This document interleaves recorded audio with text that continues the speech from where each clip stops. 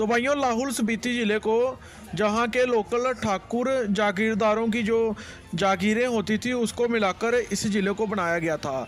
तो भाइयों अगर दूसरा ज़िले की बात करें तो दूसरा जो सबसे बड़ा ज़िला है वो है चंबा।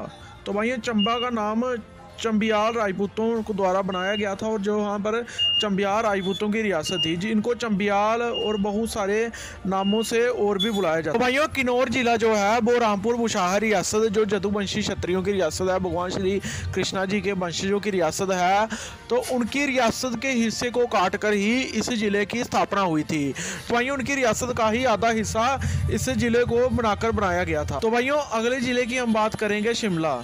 तो भाइयों शिमला जो ज़िला है जहाँ पर सबसे ज़्यादा जो पार्ट लिया गया था वो बिलासपुर के चंदेल राजपूत रियासत से लिया गया था। इसके अलावा राठौर राजपूतों की रियासत बलसन का भी प्रिंसली स्टेट थी उसका पार्ट लिया गया था।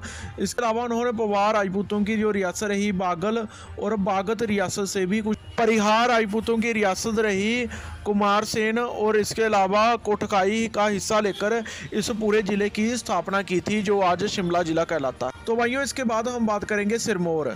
तो भाइयों सिरमौर जो है वो बाटी राजपूतों की रियासत रही है। तो भाइयों उसके बाद जो ज़िला आता है सोलन। तो भाइयों सोलन का नाम बागत था और बागत जो पवार राजपूतों की रियासत रही है उन्हीं से जो ज़िले की स्थापना की गई थी। उसके बाद बिलासपुर जो कि चंदेल राजपूतों की रियासत रही है।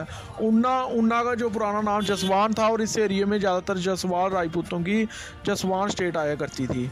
इसके अलावा हमीरपुर का जो नाम है वो राजा हमीर चंद कटोच के नाम पर है और उन्हीं के नाम से इस रियासत की स्थापना की गई थी।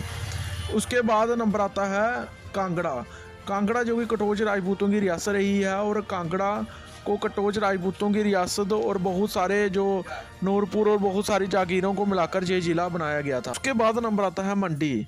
तो भाइयों मंडी जो है वो सेन राजपूतों की रियासत है और सेन राजपूतों की रियासत लेकर ही इस ज़िले की स्थापना की गई थी।